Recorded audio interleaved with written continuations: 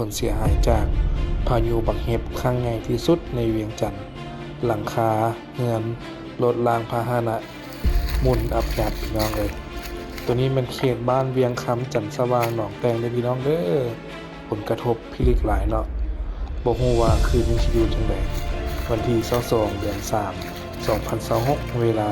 5 โมงแลงนะพี่น้องอันตรายคัก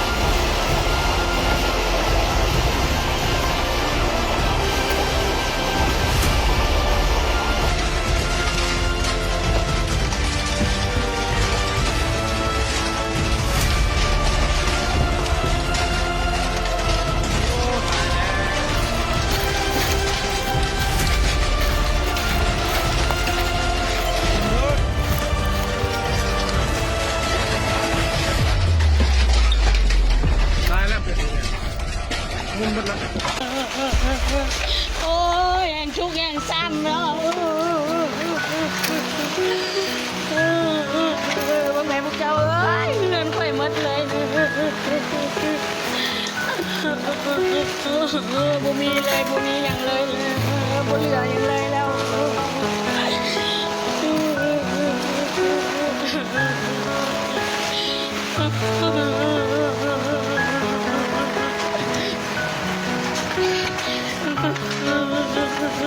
แม่กองมาเย็บเต็มมาเลยเนี่ย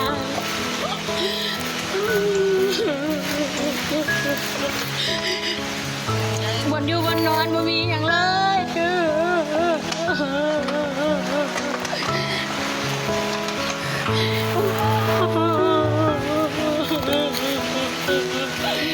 โอ้ยก็มาโหดมาหายเด้อ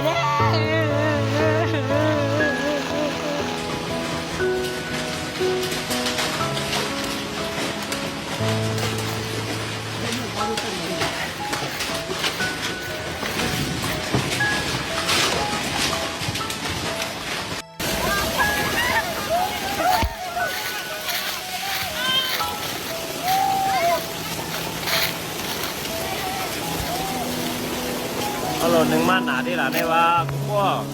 คือในล็อกหน้าในรูปโอ้ต้องหมกเกลือก็มันหมกเกลือดีๆว่าโลมวยก็เยาตัวดีงามแคบหนาวะก็หลุยเยาหลีก็หลุยเยาก็ปูนก็ตุ๊กปัดปิดแล้วนะกูก็ลูกไผ่ก็กูเปลี่ยนมาตุ้งไว้เลยต้องใครเปลี่ยนแล้วใคร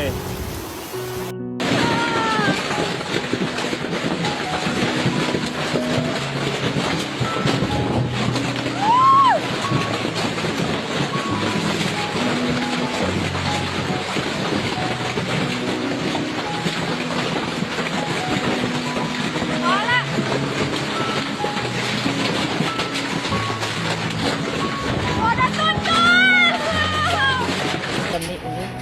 ลูกค้าก็เป็นอันนี้ย่างป้างลูกเพชรนะสังกะสีลูกหมดเลยบุมีบนนอนเลยมาเลยลูกกูไปอยู่ใส่วันนี้ได้ละอายุลูกมาเลยห้ามใส่เชืองไปอุ้ยบนนอนเลยเก็บตกกันนี่ คุมนี่บุเหลือจักลังเลยเบิดเลยรถกับบุญพอรถทุกอย่างเบิดเลย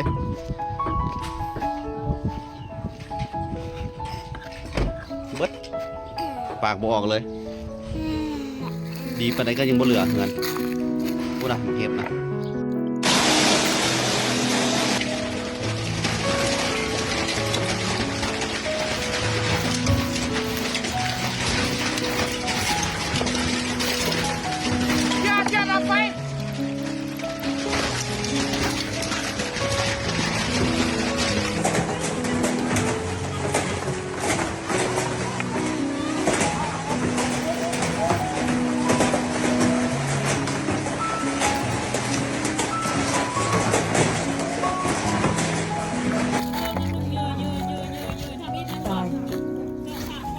เกิดมาอายุ36ปีทุกคนบ่เคยเห็นจ้าเทื่อครั้งแรกในชีวิตที่เห็นหมากเห็บใหญ่ป่านนี้ทุกคนใหญ่แท้ใหญ่ว่าแล้วก็หลายอีหลีเบิ่งบ้านเรือนประชาชนก็คือแบบมุนหมดเลยนะทุกคนบ่เหลืออย่างเลยบ่เหลืออย่างเลยเรือนประชาชนคือมุนหมดทุกคนเลย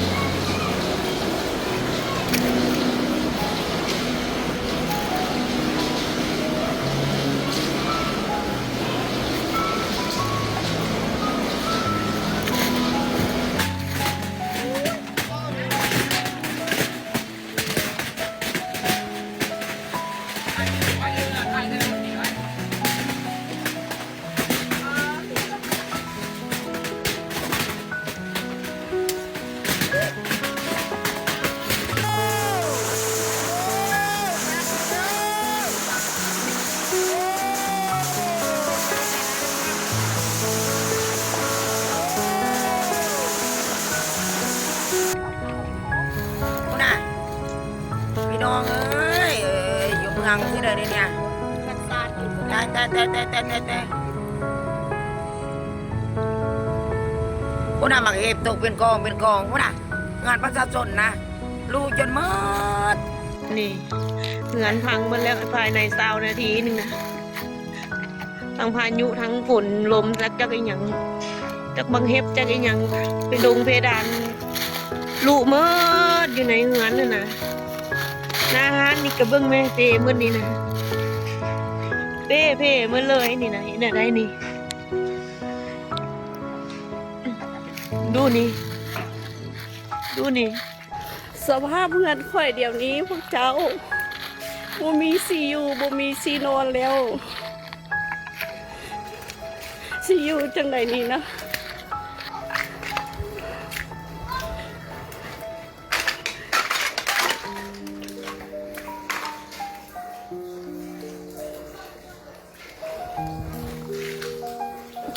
ซีอยู่จังไหนซีนอนจังไหนเด้บ่มีฮอดบอนซีอยู่ซีนอนเครื่องนอกเครื่องนุ่งอหย่างกับเปียกเบิดสภาพเพื่อนข่อยเป็นทะเล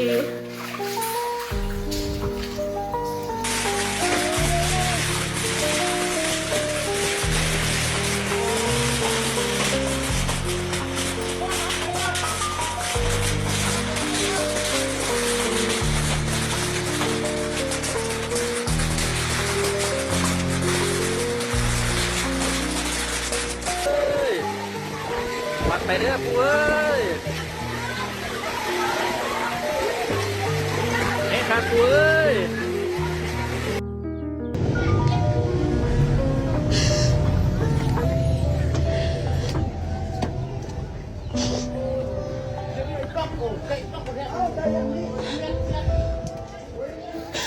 หมดเลยเฮือนมันความหมดเลย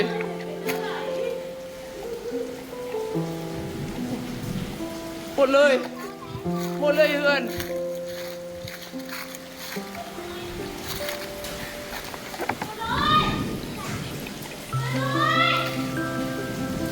หมดเลยเฮือน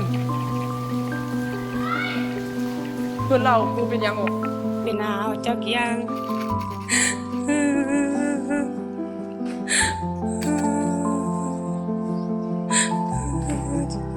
สิเฮ็ดจังใดสิอยู่สิกินจังใดนี่นะ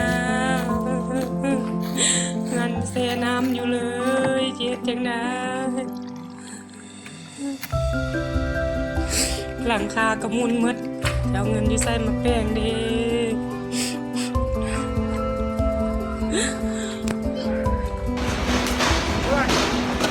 ก้อนเท่ากับปั้นเลย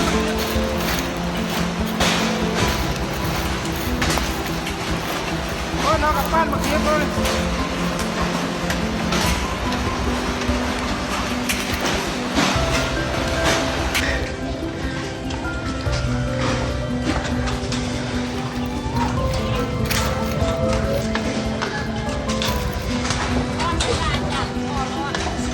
งานวันเอาไว้เลย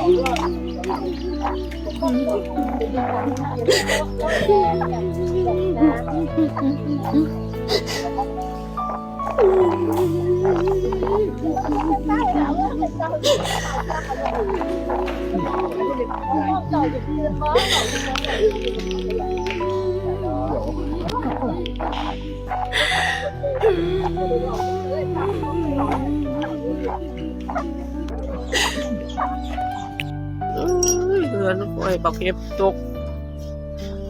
บ่มีอย่างเหลือจากอันจะกินอย่างนี้จังเดือนนี้นะนี่นะหลังคากับบ่ยัง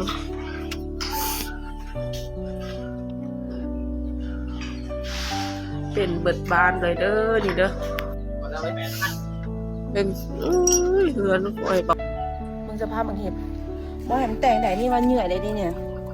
อันนี้ว่ามันเหนื่อยเลยได้นี่นะมันหน่วยใหญ่กว่านี้อีกกระจกรถกระจกเงินแตกเบิดบนโรงงานมุนมาเลยนะหลังคานะหลังคาเงินผู้ใดก็มุนเบิดอย่างนี้นะบ้านทุนสมบูรณ์นี่นะบ่เหลือจักจังบ่เหลืออย่างจักย่างเลยนะดินี่นะอันนี้นะนี่ไหนเบิดบ้านพลสมบูรณ์ทงปงยังบ่ได้แห้งขนาดนี้เลยกระจกแตกเบิดนี่นะเบิ่งสภาพ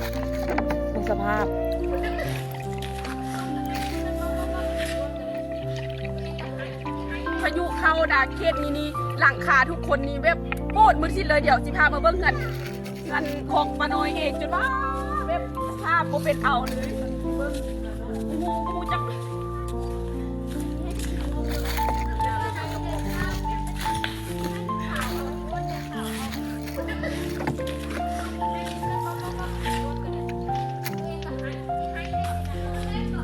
ตอนนี้นี่นะหัว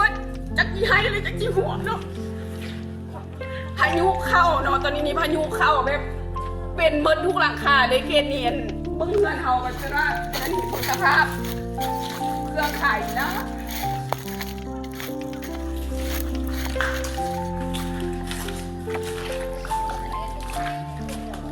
เบิ่งอันกว่าเขาสิหามาได้นะน้องเบิ่งไหมสภาพแบบเสียหายแบบ100%เลยเนาะเขตนี้พุทธพจน์เป็นเหือนเฮาเนาะเขตนี้บ่แม่นมาเบิ่งจ้าแม่เนี่ยอยู่ในเหือนนี้แบบเป็นตะย่านแห้งเนาะให้ลูกเข้าใช่ไหม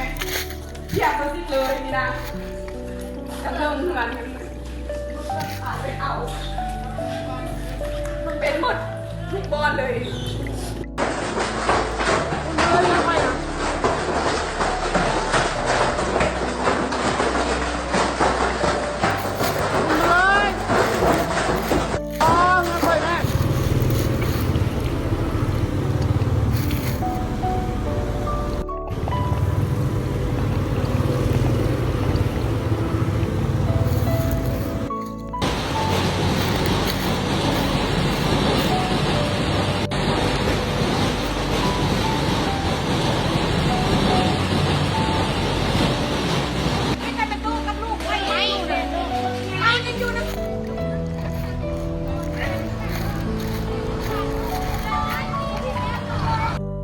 ทวดาฟ้าเอ้ย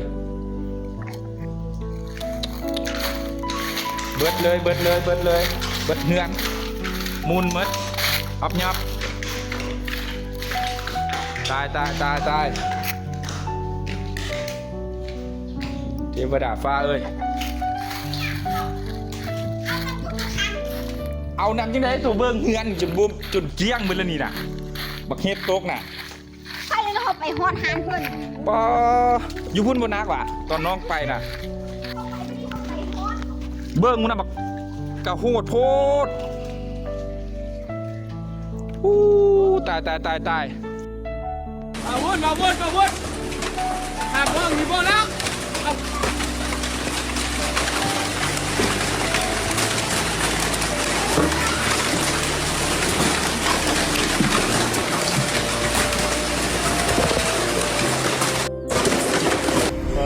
คุณน่ะเบิ่งช่วยกันสว่างผู้เหลือยังเลยมุนเบิดมึงเห็บตก